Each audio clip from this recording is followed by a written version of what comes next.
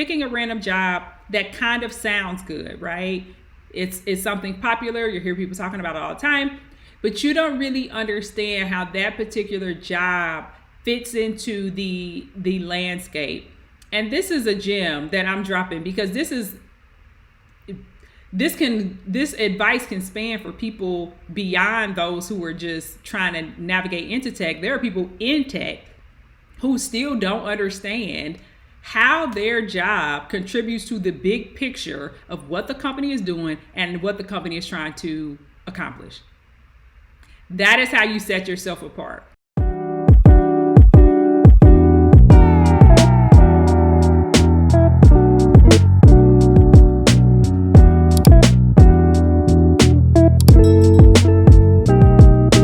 So today we are talking about the 3 must-haves that you need to expedite your pivot into tech.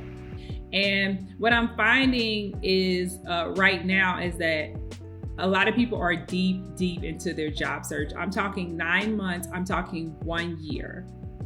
And I just wanted to share a little tip that, like, if you've been in the job search for 9 months, if you've been in a job search for 1 year and you don't have any feedback, and you don't know what's going on, you've been applying endlessly, and you're feeling all over the place, it is time for you to switch your strategy. It is time for you to do something different. You have to take a step back and assess the totality of the situation. What is going on here? What could I be doing differently? I really think that 6 weeks is right around the sweet spot. I'm not saying you'll have a job in 6 weeks, but I'm saying the do-it-yourself route is about 6 weeks. And I started as an engineer. So solving problems is just innate to who I am. And so it's hard for me as well to come up, from doing the work and to say that, like, hey, I've been at this for a while. I need to stop. I need to reassess. I need to change my strategy. I might need to ask for some help. And so I wanted to talk about today, what are the things you need to expedite, because you might be sitting in this lull of doing the same things over and over again, and you might not realize it. The very first thing that you must have is you must know the corporate landscape. Because a lot of people, whether you're coming from military, whether you're coming from education, even healthcare, those are totally different landscapes than tech corporate America. Like, the companies operate differently, hiring is different, the needs are different, how you present yourself is valuable, all different. And you need to know those so that you can have that information and use it to your advantage during your job search, during your interview, while you're reaching out to people to network. You need to understand the landscape, because if you don't, it's what I see a lot of people doing is just picking some random job, quote unquote random, picking a random job that kind of sounds good, right? It's something popular. You hear people talking about it all the time, but you don't really understand how that particular job fits into the landscape. And this is a gem that I'm dropping because this advice can span for people beyond those who are just trying to navigate into tech. There are people in tech who still don't understand how their job contributes to the big picture of what the company is doing and what the company is trying to accomplish. That is how you set yourself apart. But I see a lot of people trying to navigate into recruiting, but you kind of have to look at, again, the landscape of what's going on. There are also a lot of companies who are reducing their recruiting staff. So if you don't understand the landscape of what's going on in the industry and how the different roles fit in, you might be going for a shrinking role. And I'm by no means saying recruiting is shrinking as a whole, but I've been through company downturns before, and oftentimes, right, when the company wants to preserve cash, or they've come into some sort of hardship and they need to save money. Obviously, they can't hire more people if they need to save money. And so the recruiting, the job function is directly tied to something that they're using as a cost saving measure. So that's an example of knowing the landscape. So the first thing you must know to expedite your pivot into tech, you got to know the landscape. The second thing you have to know is you have to know your most marketable skills. So it's like, what are those marketable skills that you have gained from that previous experience beyond your title? You have to be able to understand, what does this actually mean?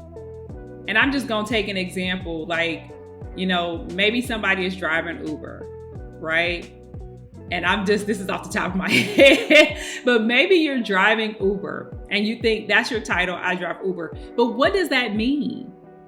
That means that you take orders well, right? It means that you know how to follow directions.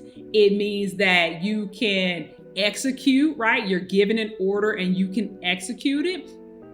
And so I want everybody to get in the habit of breaking down beyond the title. What are those skills that I actually have?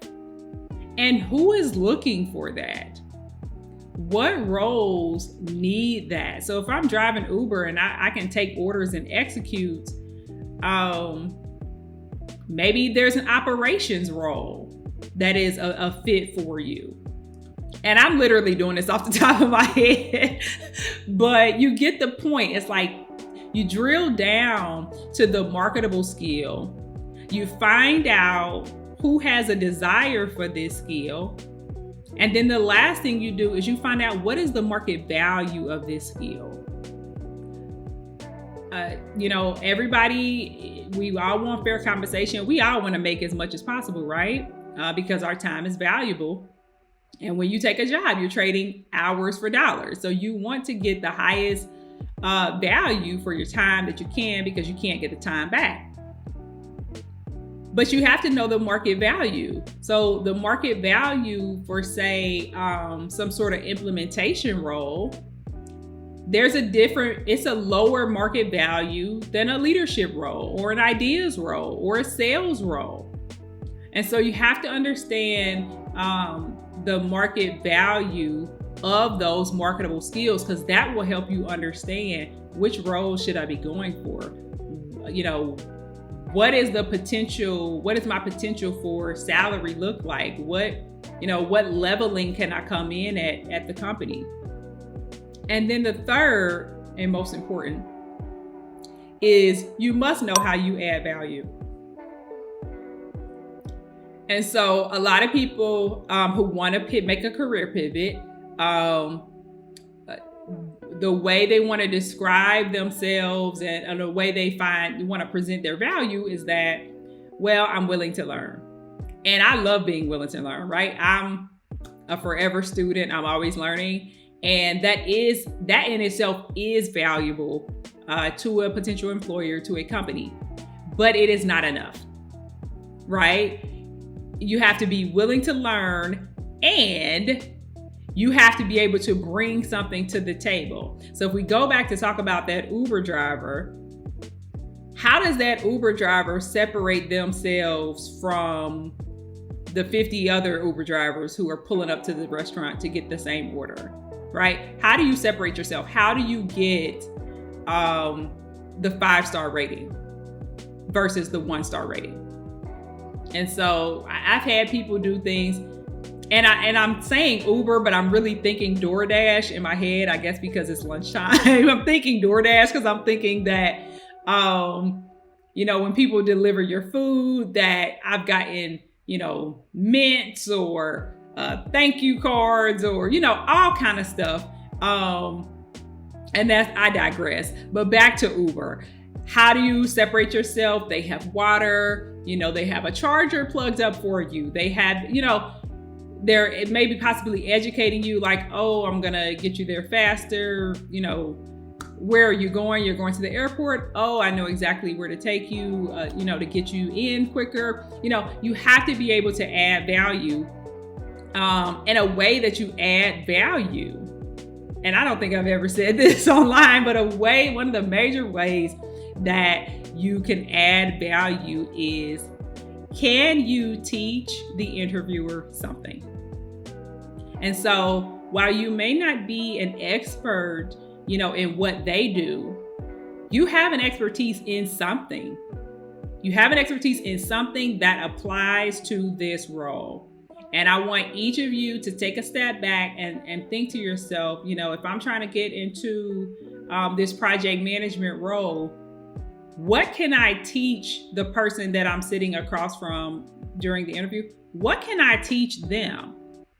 I love when I'm in an interview with a candidate and they say something that I've never heard before, that changes my perspective, that, essentially is interesting, right? When someone says something new and helps you see things in a different light, it forms a connection. You immediately form a connection with them, and you immediately think to yourself, well, maybe this is what it's going to be like working with them.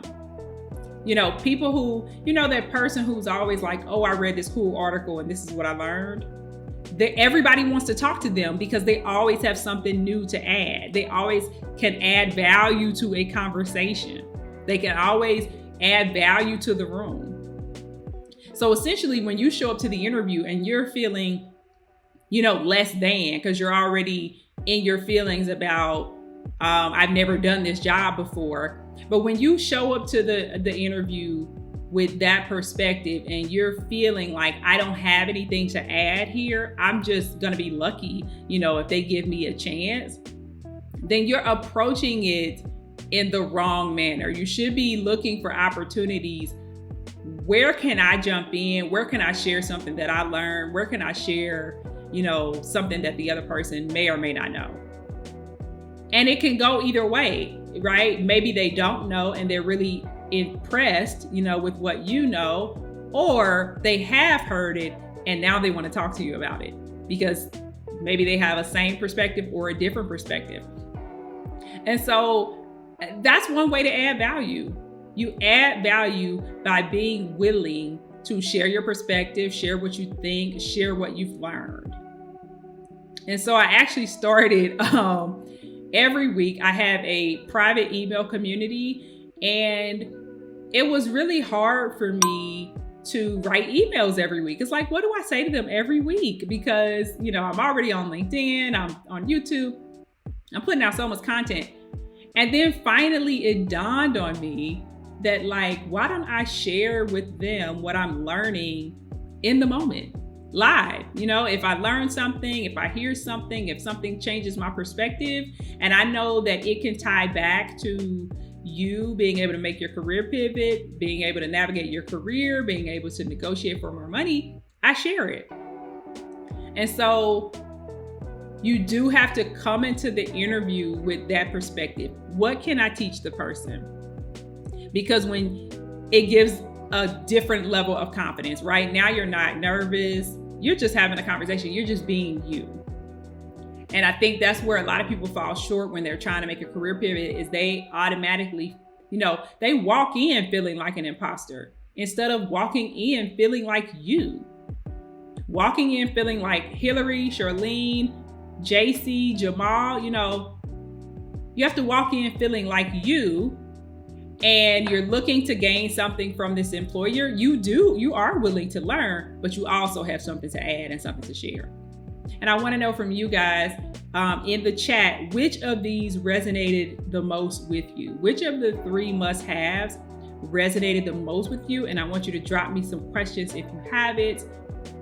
I'm going to check out the chat in just a moment, but go ahead and drop which one resonated with you and drop any questions that you have so that I can get to those in a moment. On October 25th, I am hosting a 3-day workshop where we will be going in depth. I'll be teaching you exactly how to know the corporate landscape. I'll be teaching you exactly how to figure out your most marketable skills and then how to tie it all together. Once I know the landscape, once I know my skills, how do I know which job to target? How do I know which job will accept me with open arms because they're looking for what I have to give? I think what makes a job search difficult for a lot of people is that, you're going up against that brick wall, right? You're trying to force yourself into a specific role because of some random desire that you had, but it's not exactly based on fact. It's not exactly based on strategy, right? Do the skills that I have, does the person looking to fill this role, do they need them? How much do they value this? This is all a long way around of saying that, and this is a lesson that I had to learn when I was trying to make my career pivot from engineering. I wanted to go into marketing after I finished my MBA, and somebody had to sit me down and they told me that, what is the actual goal here? Because the actual goal isn't to get into marketing, is it? The actual goal is to get this experience at this company. What is the actual goal? Because what that means is that sometimes you can change the target and still reach the goal. And so the real win is reaching the goal. Nobody cares how you got there. Nobody cares if you had to take, a project manager, a junior PM role first before you got promoted into project management. Nobody cares, if you had to take the assistant role before you became the primary. The goal is the goal. You're trying to make a career pivot, and sometimes you have to take some side streets before you can go directly there. I just went over the 3 must-haves that you need to expedite your pivot into tech. The first is knowing the corporate landscape. The second is knowing your most marketable skills. And the third is you must know how to add value. How do I articulate my value in a way that is relevant to the space I'm transitioning to? That is exactly what we're going to be covering in the workshop. First, we have to understand what your value is. And then once we know what the person on the other side of the table is looking for, then we know exactly what to say to them to pique their interest. I think that's what a lot of people are doing in interviews. They're just saying whatever they want to say. They're saying whatever they want to say. They're saying what they think it sounds good. And they are not even, considering, what does this person actually care about that I'm sitting here talking to? That's a part of knowing the landscape. So if you don't know the landscape, you don't know what the person across from you cares about. You don't know what they want to hear.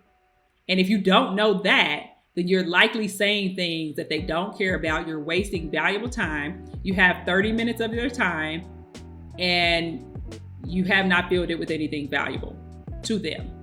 And you may have come with your best stuff, okay? You might have come with your best stuff. I was just working with one of my clients this week and she was preparing for an interview and she's going for a project manager role as well. And she had this great example and I was kind of like, but does this example tie into what this person actually cares about? It shows that yes, you have some experience. Yes, you're a valuable employee. You're this, you're that. But it's like, until you can hit that ding, ding, ding, ding, ding, right? It's almost like when you're sitting at home, you're watching TV and you're scrolling on your phone and then something on the news, they say something that wakes you up and you come up out of your trance. That's what you want to happen in the interview. You want to be hitting those talking points that will elicit a response from them, will make sure their ears are wide open and listening to what you have to say. Because when you're just rambling around saying stuff that you want to hear, they're hearing you but not listening. My name is Gerrie and I am a career coach. I started as an engineer. I became an engineering manager. I fell in love with leadership, hiring, and helping people navigate their careers. And now I am a career coach, and I focus on helping people pivot into new careers within the STEM field, science, tech, and engineering. Pivot without getting new degrees and without applying for without applying for hundreds of jobs online. Enjoy the rest of your day. Bye, guys.